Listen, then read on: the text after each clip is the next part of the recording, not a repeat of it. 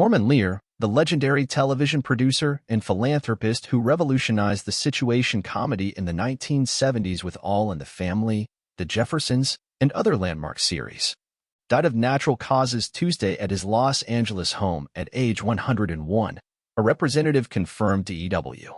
The Emmy-winning, Oscar-nominated pop culture icon's family announced the news in a lengthy statement on Lear's website, in which they reflected on his life of curiosity, tenacity, and empathy as he sought to reflect justice and equality for all. Through his robust contributions to the entertainment industry, Norman lived a life in awe of the world around him. He marveled at his cup of coffee every morning, the shape of the tree outside his window, and the sounds of beautiful music. But it was people, those he just met, and those he knew for years, who kept his mind and heart forever young, the family's message read. He adored his creative collaborators, revered the actors with whom he worked, and deeply admired the thoughts of the great philosophers and thinkers of his time. In a storage room in Los Angeles, there are hundreds of boxes of his correspondence with people whose plays he saw, articles he read, and movies he watched. He wrote to everyone, and they wrote back. In that way, Norman's life expanded in concentric circles to include thousands upon thousands of friends. His next philosophy shaped his life and kept him moving forward, ever open to new ideas, experiences, and connections.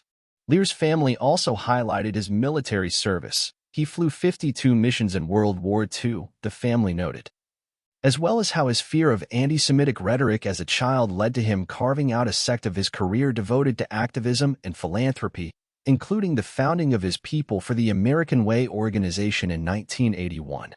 Which works to protect constitutional rights. Norman lived a life of gratitude. Am I not the luckiest dude? He often said. He was grateful for everything that brought him to the moment he was in. As a husband, father, and grandfather, he was unwaveringly devoted. He was always transparent and vocal about his love and admiration for each of us, the statement concluded. We were adored by him, and we adored him right back. Knowing and loving him has been the greatest of gifts.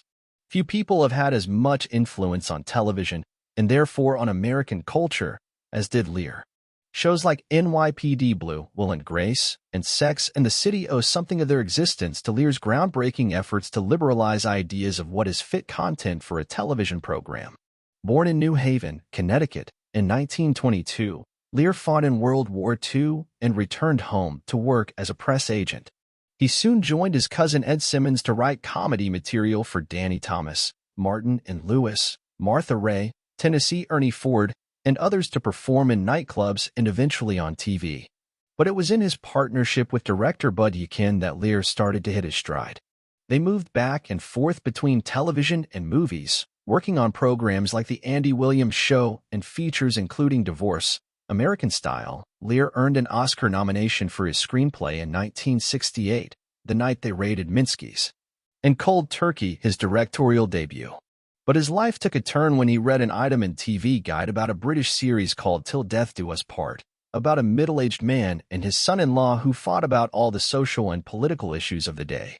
Lear and Yakin bought the rights and developed All in the Family. In the process, they created one of the most vivid characters ever seen on the screen. Archie Bunker was loud, unschooled, guiltlessly bigoted, and totally new. Not since the Honeymooners had television had a blue-collar hero, never had the prime character in a program been so unpalatable, and never had so many controversial issues been tossed into the maw of a sitcom.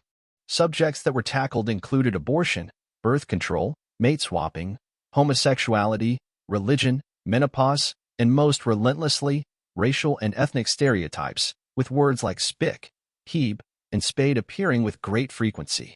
When the show hit the airwaves in 1971, CBS took the precaution of hiring extra phone operators to staff switchboards around the country in anticipation of a deluge of complaint. As it turned out, there were a lot of calls, but many were positive. All in the Family would spend the next 5 years as the top-rated show in the country, win 3 Emmys for Best Comedy Series, and run in various incarnations for 12 years. In short order, Lear began to capitalize on his success.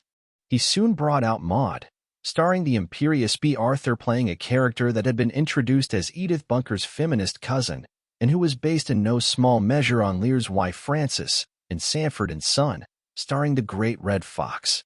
The Jeffersons, a comedy about middle-class blacks that dared to show that bigotry wasn't exclusively a white phenomenon, and One Day at a Time, about a single mother, followed.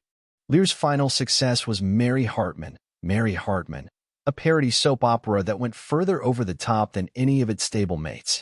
Informed that a madman had just murdered her neighbors as well as their 3 children, 2 goats and 8 chickens, Mary exclaims, "What kind of madman would kill 2 goats and 8 chickens?" The show was rejected by all 3 networks, but became a hit in syndication.